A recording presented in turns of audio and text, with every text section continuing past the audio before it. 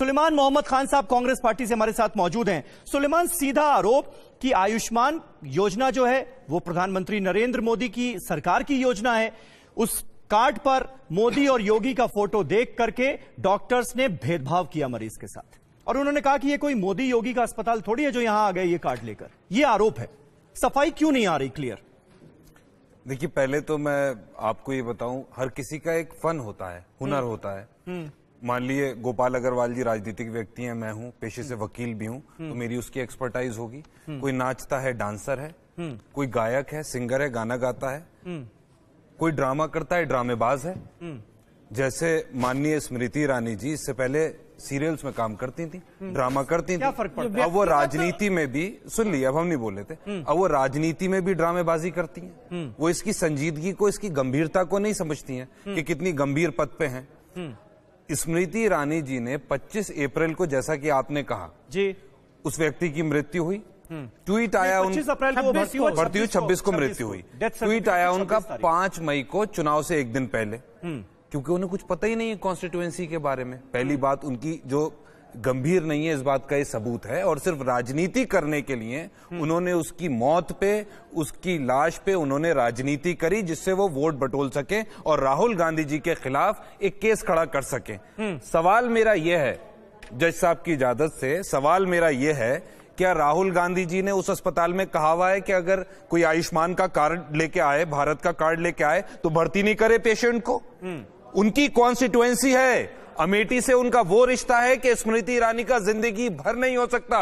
हर आदमी अमेठी का, रायबरेली के, उनके घर का सदस्य है। कैसे कह सकते हैं वो कि आयुष्मान के कार्ड को आप भर्ती नहीं करें? क्या बेवकूफी की बात है? कभी सभी आप खुद सोचें कि राहुल गांधी बोलेंगे कि आयुष, और सुनिए, देश के लोग देख रहे हैं ना कि राजनीति का माहौल क्या हो गया। सर, किस तरह की राजनीति हो रही है, हम देख रहे हैं। घटियापन हमने हो सकता है कि भाई ऑपोजिशन पार्टी है, ऑपोजिशन पार्टी की सरकार है, कांग्रेस विरोधी सरकार है, तो उसकी कोई योजना है तो उसमें आप लोग पलीता लगाने की कोशिश कर रहे हैं। 200 सर्जरीज ऑपरेशन इसी अस्पताल में, जिसके राहुल जी ट्रस्टी हैं, संजय गांधी अस्पताल के। गोपाल जी, आपको बता रहा हूं, 200 सर्जरीज आयुष्मान भारत के कार्ड के थ्रू हुई हैं, और रिकॉर्ड निकलवा ले स्मृति ईरानी जाके कलेक्टर के ऑफिस से, 200 सर्जरीज इसी उससे हुई हैं। तो क्या वो, मैं आपको बता रहा हूं, सुनते जाइए, झूठ का भेद वैसे ही खुल जाएगा, ड्रामेबाजी चलेगी नहीं।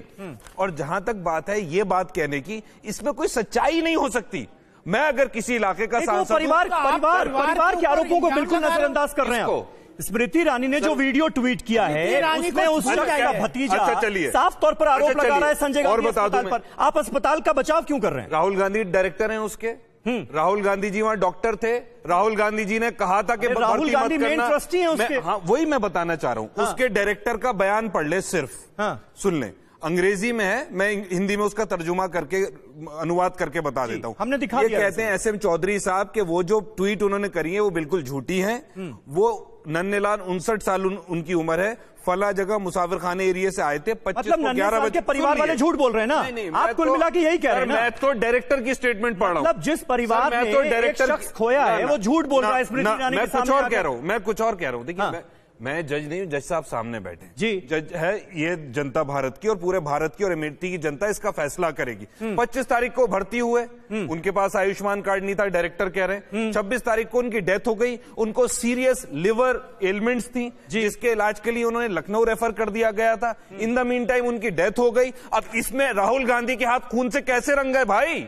स्मृति ईरानी कैसे कह सकती है? ड्रामेबाजी की इंतहा होती है, हताशा है, जनता हताशा है, जानना बहुत जरूरी।